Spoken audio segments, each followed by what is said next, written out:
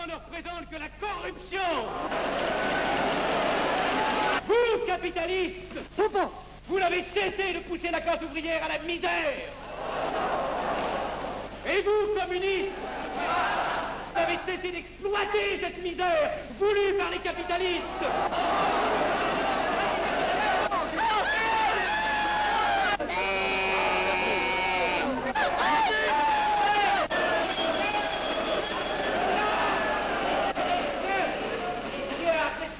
Et vous tous, parlementaires, désuets et périmés, n'insultez pas le parlementarisme.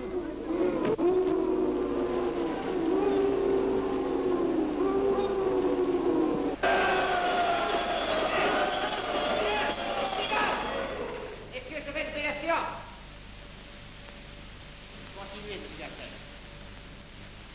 Messieurs, je n'ai plus rien à dire. J'ai eu conscience de vous dire quelques vérités, peut-être désagréables, mais utiles. Non, ce ne sont pas quelques interruptions qui m'arrêteront. La communauté française ne se bâtira pas sur le conflit de la vieille bourgeoisie égoïste et du peuple affamé. C'est pourquoi je ne voterai pas ce projet qui donne satisfaction au capitalisme international et serait le bon prétexte pour les communistes à accentuer nos divisions. Je ne le voterai pas. Je serai sans doute le seul à ne pas le voter, car il semble que par une étrange aberration, la Chambre tout entière soit prête comme toujours à trahir l'intérêt français au bénéfice de certains intérêts internationaux très particuliers.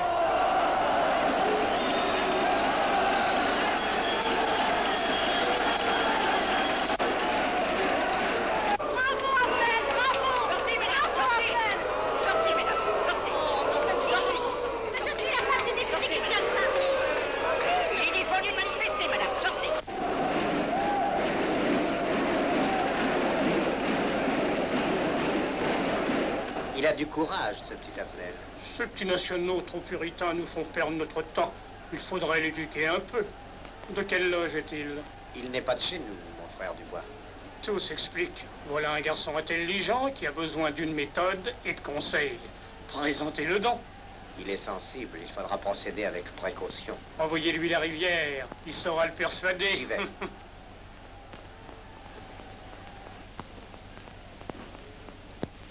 Mon cher vénérable, nous avons un service à vous demander.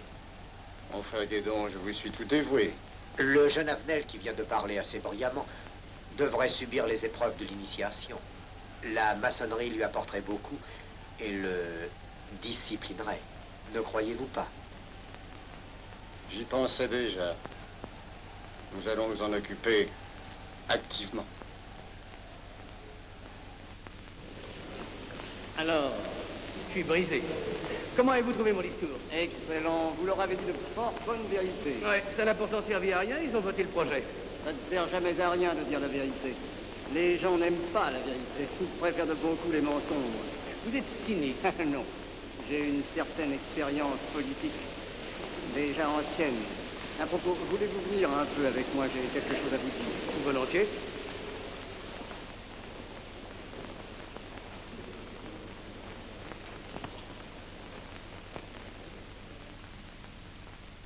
Oui, voyons, je voulais vous dire, si nous reprenions notre conversation sur la franc-maçonnerie, vous m'aviez dit l'autre jour que vous étiez curieux de connaître cette association. Ah oui, on en dit tantôt du bien, tantôt du mal. Je vous avoue que je n'aime pas beaucoup les sociétés secrètes. Ah, pardon. La franc-maçonnerie n'est pas une société secrète. C'est une société discrète. Pourquoi éprouves-tu tant de répugnance à me voir entrer dans la franc-maçonnerie? Cette association me semble suspecte.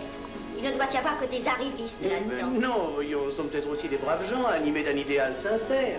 Le texte qu'ils m'ont donné est rempli de bonnes idées. Tu me diras que ça n'est qu'un programme affiché à l'entrée, mais il me paraît loyal. Tu es un honnête homme, mon chéri. Mais tu as un grand défaut. Ah, et lequel? Tu ne vois jamais le mal. Tu imagines que les autres sont bons comme toi-même. C'est pourquoi tu as toujours des déceptions. N'importe, je suis décidé à tenter cette expérience. Alors fais-la. Je souhaite me tromper. Quand vas-tu te présenter chez ces gens? Mercredi. Déjà.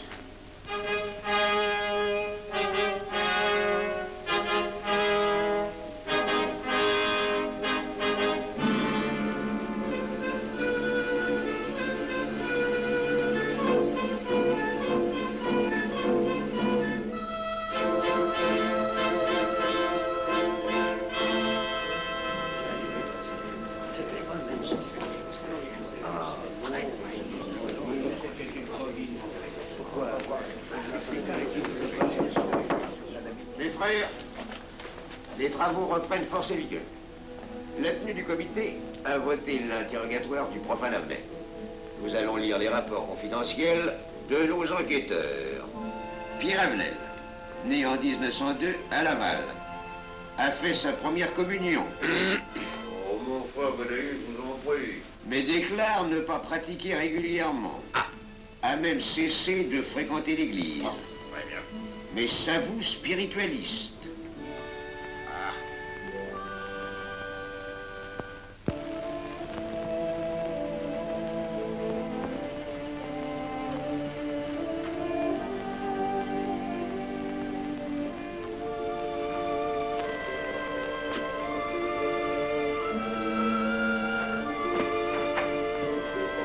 Monsieur, voulez-vous aussi?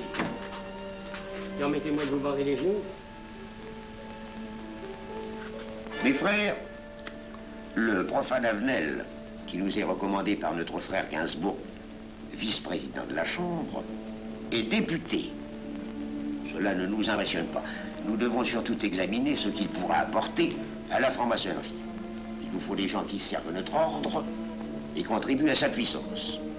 Pour l'instant, il paraît afficher des idées nationales un peu trop absolues. Mais enfin, je voudrais vous prévenir d'une chose. Comme il est de notre intérêt de tenir en main un grand nombre de parlementaires, il vaudrait peut-être mieux ne pas lui poser des questions qui pourraient le choquer. On nous le signale comme assez sensible sur les questions spirituelles ou religieuses.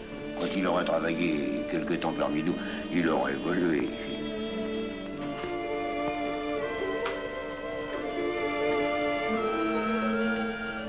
Et voilà, le silence le plus absolu, mes frères.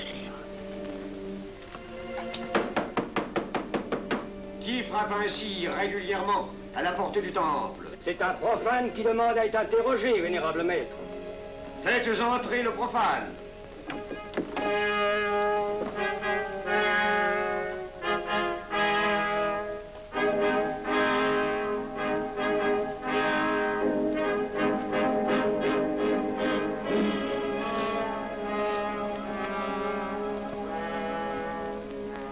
Monsieur, vous avez déclaré vouloir faire partie de la franc-maçonnerie. Mais nous désirons savoir qui vous êtes. Nous allons donc vous interroger sur vos sentiments, vos croyances, vos idées politiques. Répondez-nous sans vous troubler, mais en nous disant la plus stricte vérité. Consentez-vous à cet interrogatoire? J'y consens. Monsieur, croyez-vous en Dieu? Et pourquoi? Il semblait être déçu par ce premier contact avec la maçonnerie. Mais l'interrogatoire est assez pénible. J'ai dû paraître ridicule. Vous vous trompez. D'autres qui sont passés avant vous ont moins bien répondu. Vous avez été reçu avec une majorité convenable, 16 voix contre 10. Comment, j'ai eu 10 voix contre moi? Non, non. 2 seulement. 2. Mais les voix d'opposition comptent pour 5. Ah, un opposant de plus, et vous étiez blackboulé. La maçonnerie est difficile sur le choix de ses candidats. Pas assez, mon cher, pas assez. Je dois même vous avertir que lorsque vous serez en loge, vous serez déçu. Le milieu maçonnique est épouvantablement médiocre. Vous verrez que vous nous apporterez plus que vous ne recevrez. Mais ces rites dont vous m'avez parlé, ces initiations mystérieuses... De bêtises. Il y en a qui y attachent un certain sens symbolique. La plupart des maçons ritent eux-mêmes de ces vieilles pratiques désuètes. Seulement, le jour de votre initiation, tenez-vous bien, les épreuves de la cérémonie ne sont pas commodes.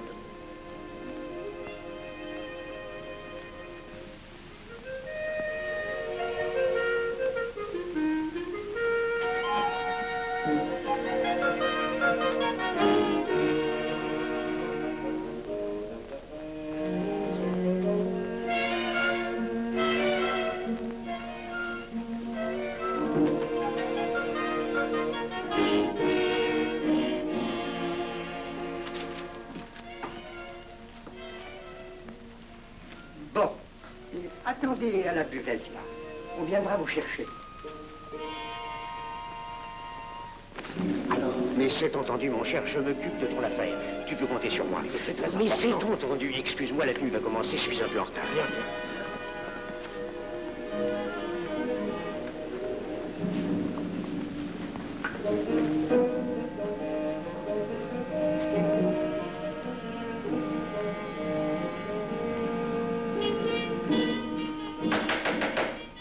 Prenez place, mes frères, nous allons ouvrir les travaux. Mon frère Durand, veuillez prendre place à l'ordre.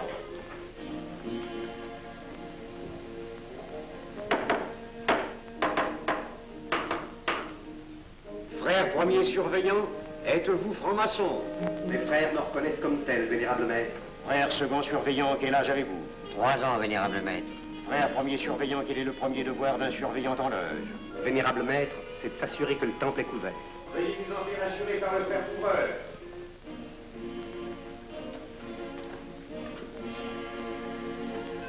Le temple est couvert, vénérable maître.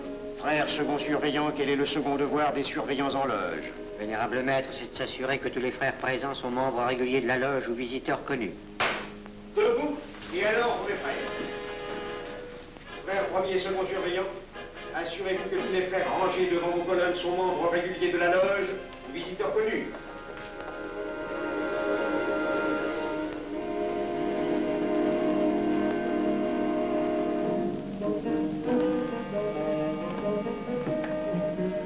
Vénérable maître, les frères qui décorent l'une et l'autre colonne sont membres réguliers de la loge ou visiteurs connus. Il en est de même à l'Orient. Frère premier surveillant, à quelle heure les francs-maçons repèrent-ils leurs travaux? À midi, vénérable maître. Quelle heure est-il, frère second surveillant? Il est midi, vénérable maître.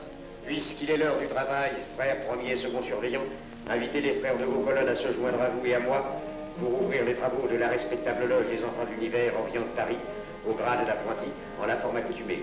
À moi, mes frères, par le signe, la triple batterie et l'acclamation.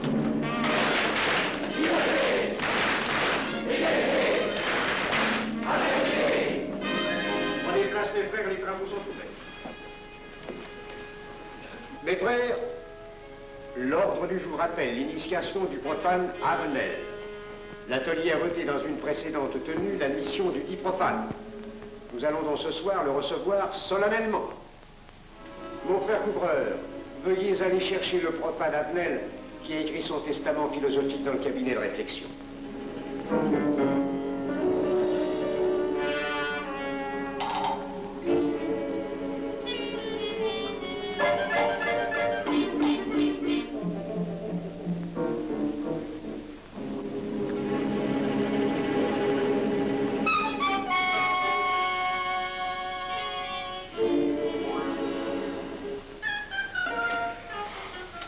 Pas rigolo leur truc. Monsieur, veuillez me suivre.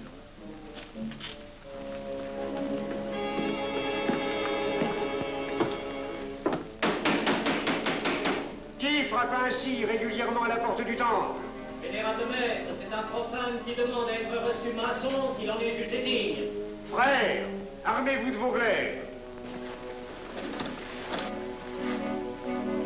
Faites entrer le profane.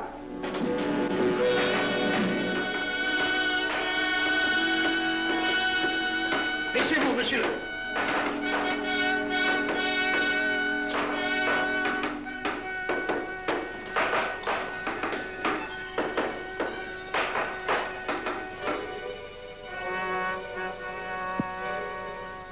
Monsieur, cette épée que vous sentez sur votre poitrine est toujours levée pour punir le parjure.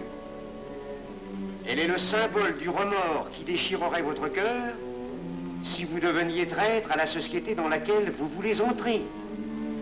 Est-ce de votre propre volonté, en pleine liberté, que vous vous présentez parmi nous? Oui. C'est une institution qui ne procède que d'elle-même. Elle prend sa force dans la raison. Persistez-vous toujours dans vos intentions? Êtes-vous bien déterminé à vous soumettre aux épreuves, quelles qu'elles puissent être? J'y consens. En ce cas, confiez-vous à la main qui va diriger vos pas. Mais comme il serait imprudent de s'imposer des obligations dont on ne connaîtrait pas l'étendue, il est de la sagesse de cette respectable assemblée de vous dire quels seront vos devoirs si elle vous admet dans son sein. Le premier est un devoir absolu de secret sur tout ce que vous pourrez entendre et découvrir parmi nous, ainsi que sur tout ce que vous verrez et saurez par la suite. Je dois exiger de vous un serment prêté sur la coupe des libations. Consentez-vous à le prêter? Oui. Frère expert, faites approcher le profane. Et vous, maître des cérémonies, apportez la coupe des serments. Présentez la coupe au profane.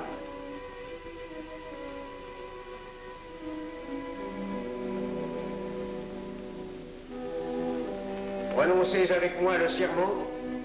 Je m'engage sur l'honneur, au silence le plus absolu, sur tous les genres d'épreuves qu'on pourra me faire subir. Je m'y engage. Vous devez connaître toute l'importance d'un serment. Si jamais vous manquiez à une parole aussi solennellement donnée, buvez. Buvez! Buvez! Que ce breuvage amer soit pour vous le symbole de l'amertume et du remords que laisserait dans votre cœur le parjure qui aurait souillé vos lèvres. Frère expert, emparez-vous du profane et faites-lui faire son premier voyage.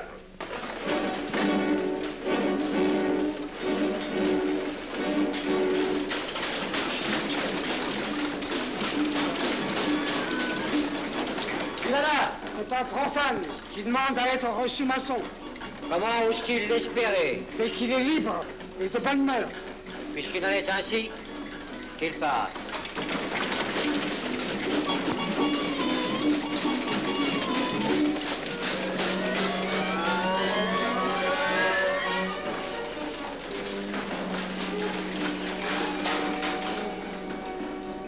Monsieur, le voyage symbolique que vous venez de faire est l'emblème de la vie humaine. Le bruit que vous avez entendu figure les passions qui l'agitent. Les obstacles que vous avez rencontrés peignent les difficultés que l'homme éprouve et qu'il ne peut vaincre ou surmonter que grâce à l'aide qu'il trouve dans ses semblables. Frère expert, faites faire le deuxième voyage.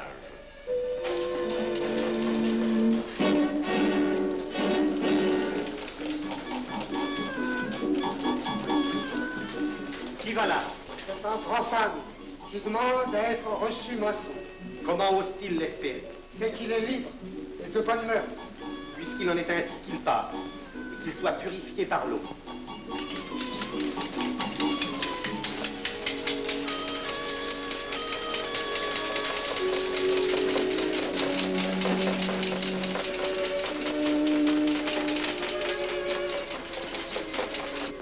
Monsieur, nous avons procédé à l'épreuve de l'eau qui représente l'épuration de votre esprit naissant à la vie maçonnique.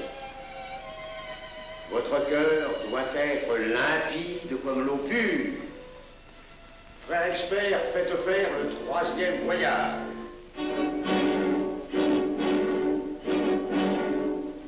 Qui va là? C'est un profane qui demande à être reçu maçon. Comment ose-t-il l'espérer? C'est qu'il est libre et de bonne mœurs.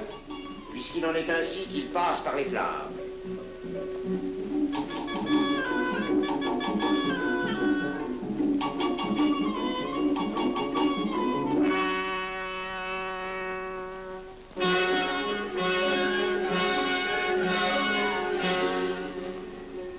Monsieur, les flammes dont vous avez été environné ont achevé vos épreuves.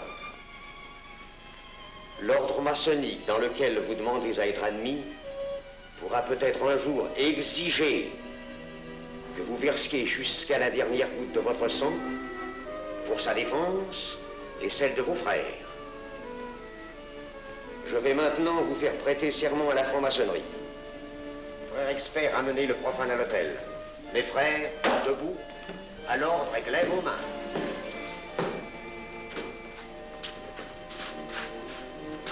Moi, Pierre Avenel.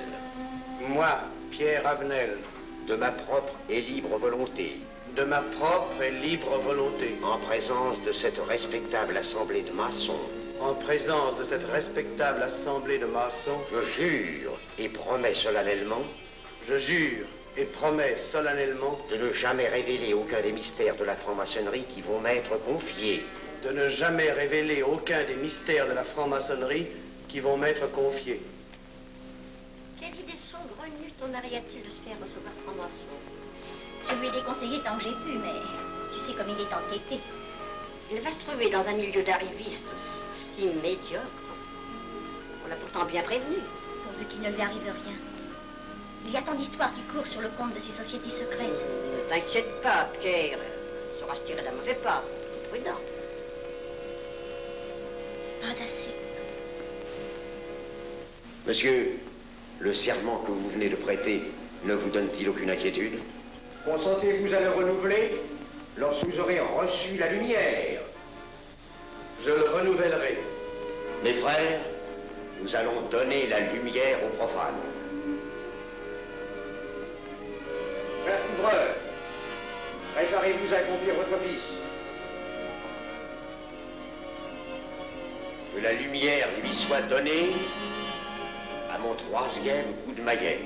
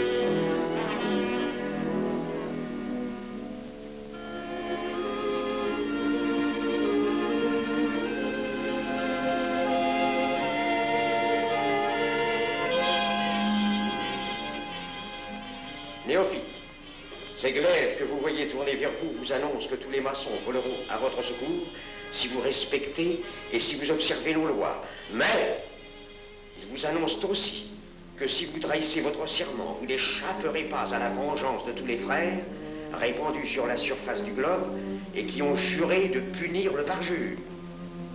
Le jurez-vous, mes frères? Nous le jurons.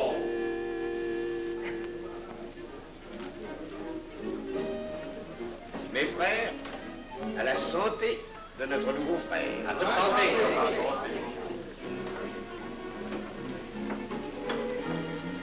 Mon très cher frère, qu'est-ce que vous pensez de cette soirée? Eh bien, c'est curieux. Cette cérémonie est très impressionnante. Mon cher frère, pourrais-je vous laisser ma carte au cas où vous auriez besoin de mes services? Je vends de tout. De la bonneterie, des chaussures, du savon à des prix invraisemblables. Tu permets, mon cher Lévi-Stein? Je t'en prie. Mon frère Avenel, nous allons bientôt nous mettre à contribution. Oui, un de nos amis de notre loge voudrait un bureau de tabac. Le Grand Orient est submergé de demandes en ce moment. Avec vous, ça ira peut-être un peu plus vite.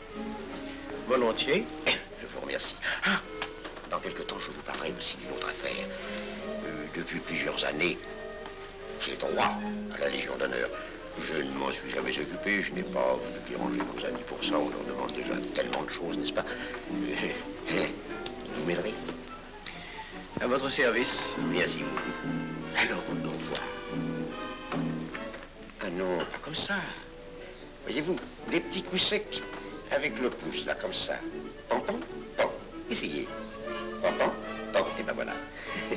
Avec ce signal-là, on ouvre toutes les portes.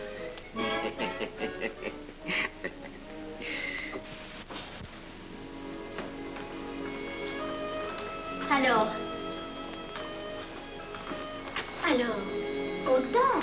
Bon. Tu as l'air contrarié. Oh non. Déjà déçu? Pas encore. Tu me raconteras la séance. Ah, j'ai juré de ne rien dire. Même à moi? Écoute, c'était pas ridicule. C'était étrange.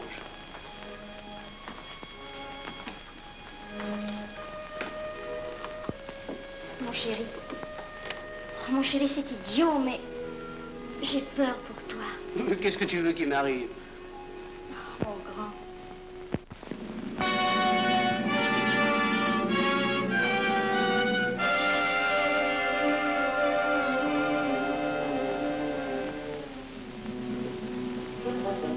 Mon très cher frère Avenel, vous êtes député. J'ai un service à vous demander. Tous les détails sur la bureaucratie. Mon très cher frère, si vous pouviez m'obtenir cette place, vous me feriez plaisir. Mon cher, donnez donc un coup de téléphone au préfet, qu'il m'ôte cette contravention. Demandez la liberté, le scandale fascinateur.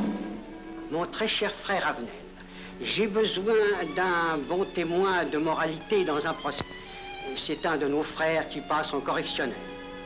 Il est bien un peu coupable, mais avec un peu d'appui. Et pour manifester cette solidarité maçonnique, je suis sûr que vous voudrez bien vivre. L'arrestation du banquier Charles Lévy.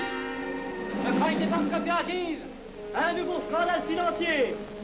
Il faut l'exclure, c'est une fripouille. Oui, évidemment, c'est une fripouille, mais puisque personne ne le sait, nous pouvons le garder parmi nous. Non! Mais je comprends très bien vos réactions, mon cher Avenel. Mais tenez, je vais vous citer un exemple. J'ai vécu pendant 20 ans en maçonnerie avec un frère que je considérais comme un escroc. Ben, je n'ai rien dit, parce que c'était un excellent maçon. Nous ne sommes pas du même avis.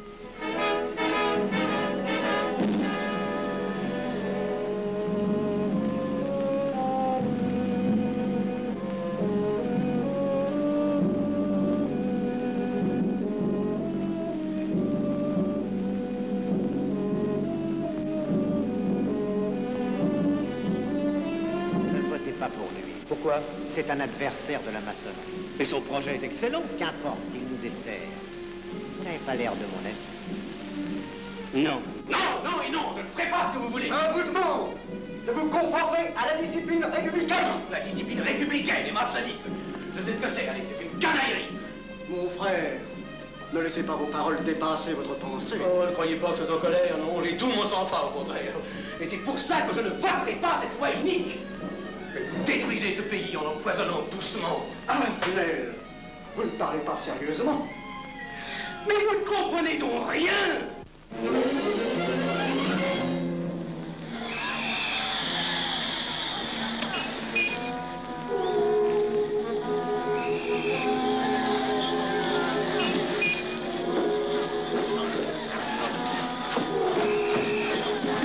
Que se passe-t-il? Regardez. Mais calmez-vous, mon vieux. Ce n'est rien. Rien.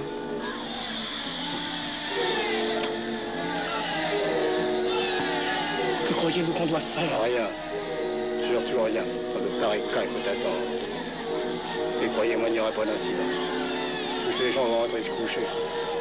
Ils sont fatigués d'avoir crié.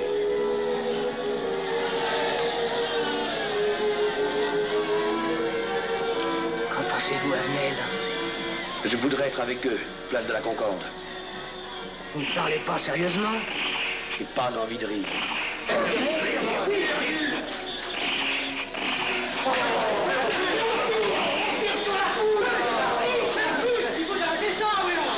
Ils sont où? Faut arrêter ça.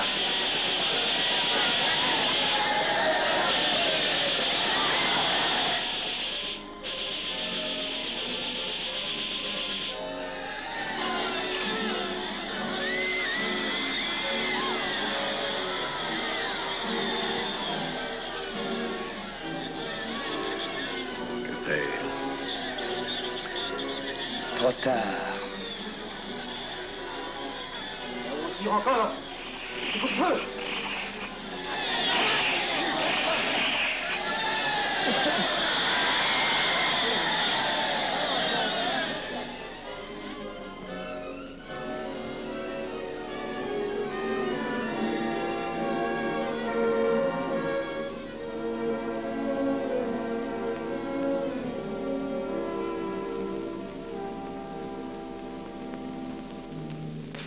Messieurs, nous avons établi définitivement la liste des membres de la commission d'enquête.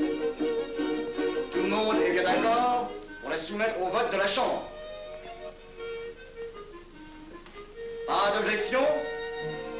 Le projet est accepté à l'unanimité. La séance est levée.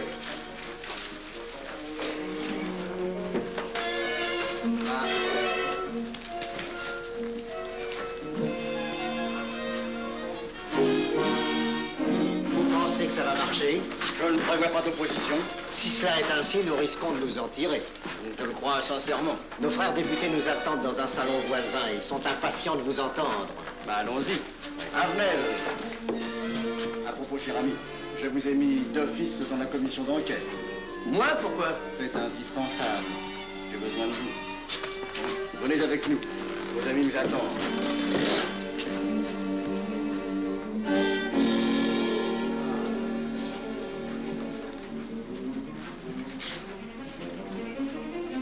Mes frères, puisque nous sommes entre nous, je puis vous dire bien confidentiellement que nous allons traverser ces événements graves sans trop de dommages.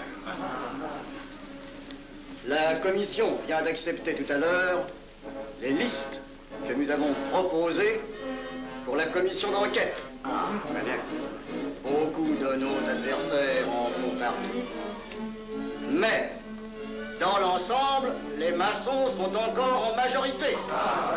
Rassurez-vous donc, ni la République ni la maçonnerie ne sont perdues. Elles ont traversé une crise grave. Elles sortiront renforcées de cette épreuve. Merci.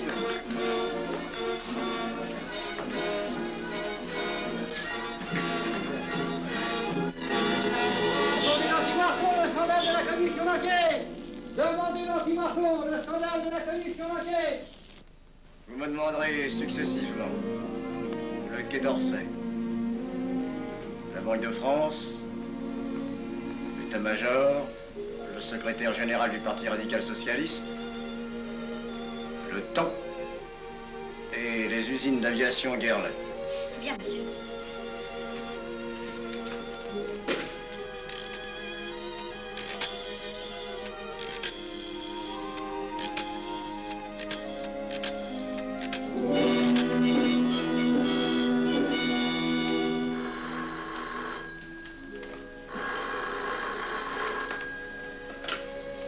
Allô, le chef de cabinet du ministre.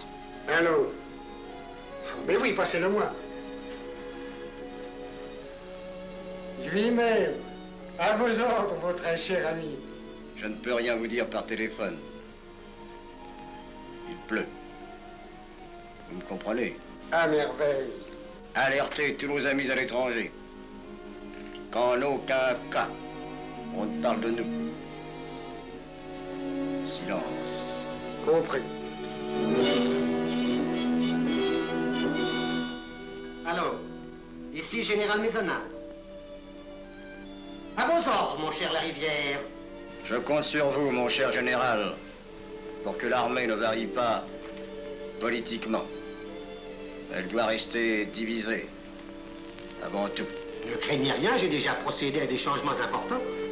Tous les officiers suspects d'être contre nous ont été éloignés de Paris et séparés les uns des autres. Mes frères, il est indispensable de franchir cette mauvaise passe. Il ne faut pas trop de mouvement de bourse. N'est-ce pas, mon frère sous-gouverneur? Nous maintiendrons la monnaie.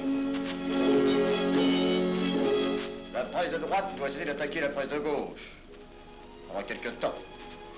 Pour donner le change. C'est entendu.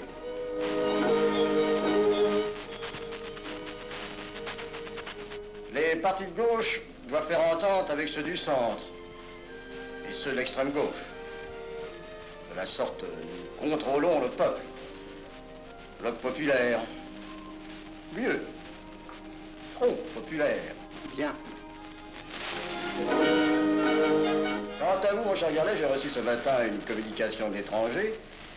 On nous demande d'envoyer immédiatement du matériel d'aviation en Espagne. Moyennant quoi nous aurons tous les appuis politiques nécessaires. Même nos prototypes. Surtout nos prototypes. Ne croyez-vous pas que ce serait dangereux pour notre défense nationale? Faites ce que je vous dis.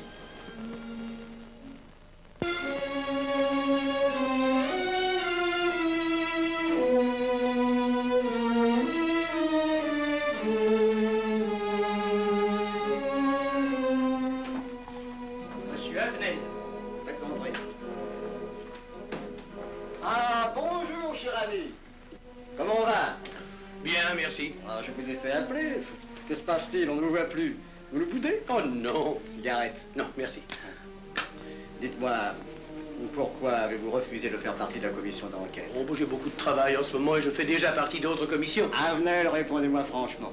Ce n'est pas parce que nous avons eu l'autre jour une petite discussion bien fraternelle? Eh bien, justement, si. Je voudrais vous parler de la franc-maçonnerie. Ah, mais bien, voyons, mais bien entendu. Asseyez-vous. Ah. Alors, je vous écoute. Eh bien, voilà, vous avez été mon présentateur, je vous dois une explication. Je suis décidé à déposer ma démission.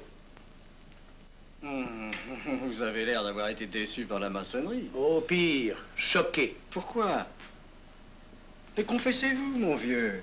Vous ne serez pas le premier maçon qui m'aura ouvert son cœur. Qu'est-ce qu'on vous a fait? Mais à moi, personnellement, rien. Mais je trouve ce milieu maçonnique... pourri d'arrivistes écœurants. Je vous l'accorde. Ah, je ne vous le fais pas dire. Oh, croyez-vous que je sois dupe? Alors, je ne comprends pas. Tant de vertus affichées sur le programme à la porte. Tant de mystères à l'intérieur pour ne cacher que ces petites combines, ces appétits de comitard. Je m'attendais à trouver des hommes dévoués, sinon supérieurs. Au lieu de ça, je n'ai rencontré que des quémandeurs de bureaux de tabac ou de décoration, ou alors des fripouilles qui cherchaient à m'utiliser pour échapper à des condamnations. En dehors d'eux, des phraseurs, des sectaires, ignorant tout, ne connaissant rien de l'histoire de leur pays, rien de l'histoire du monde, rien de la politique, rien de la philosophie, rien.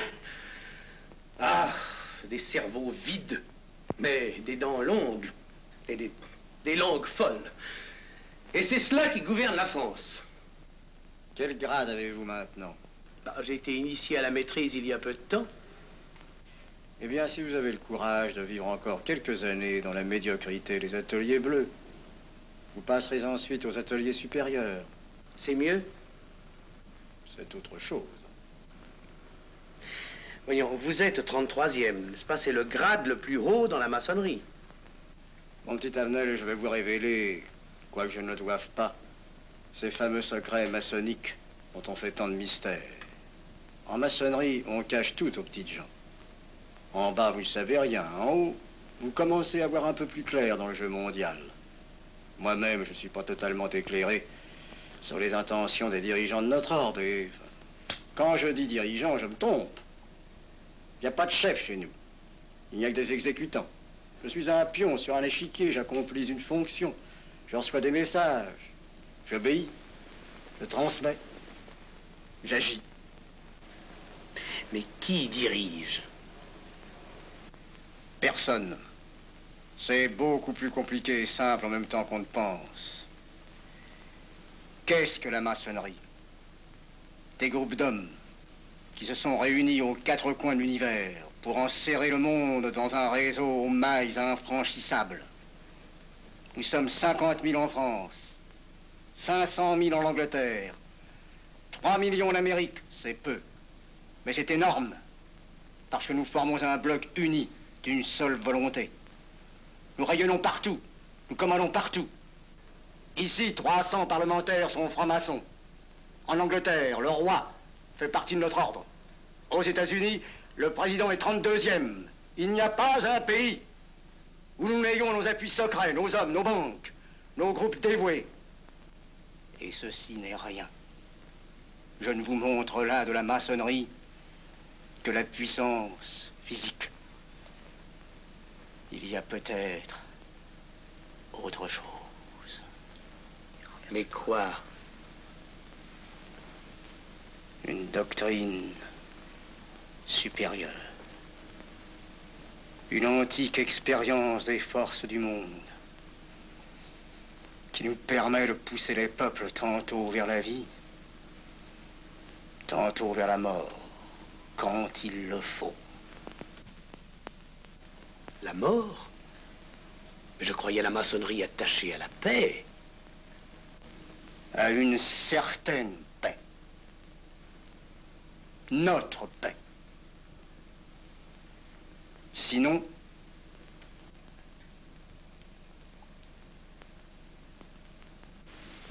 alors, cette démission? Je vais réfléchir.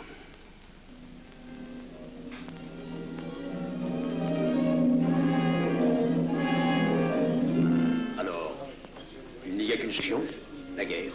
Pour réussir à déclencher la guerre, la maçonnerie a besoin de tous ses hommes. Sur combien de voix pouvons-nous compter à la Chambre? Nos frères parlementaires sont à peu près tous sûrs. Sauf un que j'oserais nommer, car il fait partie de notre loge. Qui donc? Avenel. Il tient des propos contre le Grand Orient et qu'il accuse de vouloir déclarer la guerre à l'Europe. Je n'ai jamais eu confiance en ce type-là. C'est une faute de l'avoir laissé entrer ici. Nous pouvons encore leur amener de meilleurs sentiments. D'autres que vous réussissiez. Qui sait? Nous avons peut-être les moyens pour ça.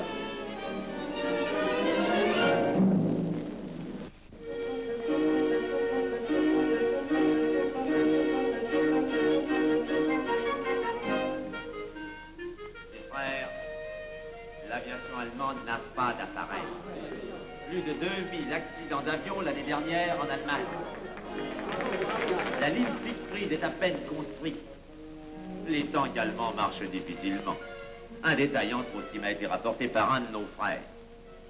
Quand leurs tanks sont entrés à Vienne, on s'est aperçu que certains d'entre eux étaient en carton et montés sur des hautes bicyclettes. Croyez-moi, mes frères, il nous serait facile d'abattre le national-socialisme dont les exigences sans cesse accrues deviennent intolérables. Et libérer ainsi nos frères réduisent à l'esclavage. Jamais nous n'avons été plus près. En 15 jours, nous réglerions le sort de l'Allemagne. Notre loi régirait l'Europe définitivement. Notre victoire est sûre. C'est faux. C'est faux. Silence. Ce que dit cet homme est faux. Mon frère, je vous rappelle alors, vous n'avez pas la parole. Je le sais. Je suis député et membre de la commission de la défense nationale. Je ne peux pas laisser se prolonger un discours aussi manifestement erroné. Les appréciations de monsieur... De notre frère, Liechtenstein. Oui, si vous voulez. Sur l'état de l'armée que possède l'Allemagne sont des mensonges. Et ajouter foi serait de la stupidité. Mais pourquoi vouloir une guerre entre l'Allemagne et la France? Mon frère, vous n'avez pas la parole. Peu m'importe. Mais je tiens à dire qu'aucun motif réel de conflit ne peut être invoqué. Vous le direz tout à l'heure, après l'exposé de notre frère. Non, je la dirai immédiatement, avant d'entendre des stupidités bellicistes. Oh. Mais vous tous, maçons, vous poussez à la guerre.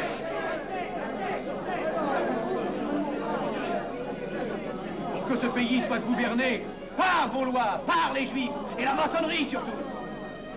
Le peuple français ne se battra pas pour défendre une idéologie fumeuse, un régime ignoble, une république pourrie. Mon frère Avenel, je vous prie de couvrir le temple.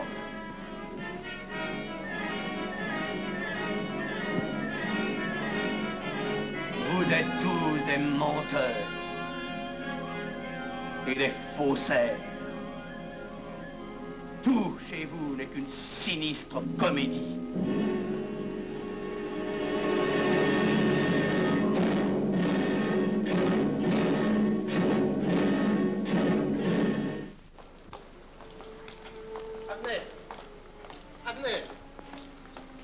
Avenel, excusez-moi, comme vous, j'habite Neuilly, c'est pourquoi je me permets de vous rejoindre. Oui, vous avez fort bien fait, mon frère. J'étais près de vous à la tenue. Je voulais vous féliciter. Oh, merci. Vous avez très bien fait de leur crier des vérités. Ce sont des fous. Malheureusement, il est impossible de leur faire entendre raison. Les événements sont pourtant indiscutables. Oui, oui. Dites-moi, j'ai des documents confidentiels sur l'action actuelle de la maçonnerie qui peut-être vous intéresseraient. Des documents? Oui, oui, des documents. Vous êtes député, il serait utile et urgent que je vous les communique. Mais je crois bien, où sont-ils? Chez moi, pas très loin d'ici. Si vous avez quelques minutes. Oui, volontiers, allons. Alors, qu'est-ce qu'on décide? Pétard ou couteau? Le couteau, ça fait moins de bruit. Attention, les voilà.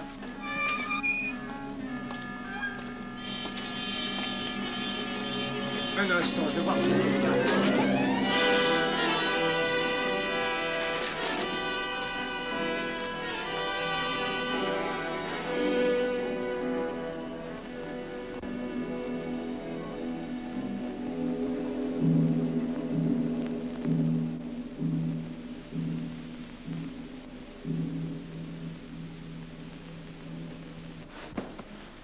t'inquiète pas, mon chéri. Tu guériras vite. Le docteur a dit maintenant que tu étais sauvé, à condition d'être sage.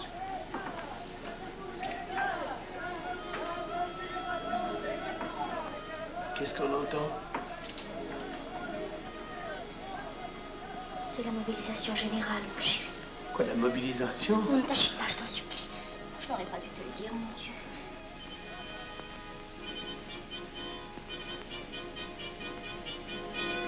T'en fais pas, mon chéri.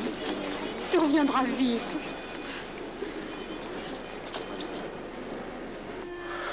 Les brutes. Ils sont arrivés. Ils ont réussi à déclencher leur guerre. Oh, ne bouge pas. Tes plaies sont à peine fermées. Si j'étais pas tombé sous les coups de ces criminels, j'aurais peut-être pu arrêter ça. Mais non, tu n'aurais rien pu empêcher, mon chéri. Ces hommes sont plus forts que toi. Ils ne t'auraient pas manqué.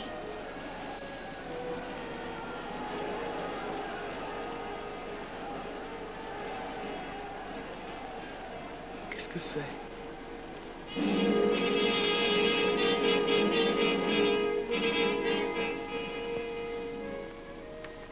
Les malheureux.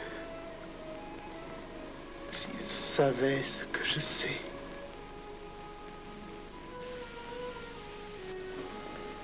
Mes frères, nous pouvons affirmer en toute sérénité que la franc-maçonnerie universelle a présentement atteint son but. Cette guerre qui est la nôtre est déclarée. Elle doit aboutir au triomphe de notre ordre. Il importe que le monde soit définitivement gouverné selon nos méthodes et par nos idées. Debout et alors. Frère premier surveillant, à quelle heure ferme-t-on les travaux? À minuit, vénérable maître. Quelle heure est-il, frère second surveillant? Minuit, vénérable maître. Puisqu'il est minuit et que nous avons accompli notre œuvre, je déclare les travaux clos à mon coup de maillet. Retirons-nous en paix, mes frères, sous la loi du silence.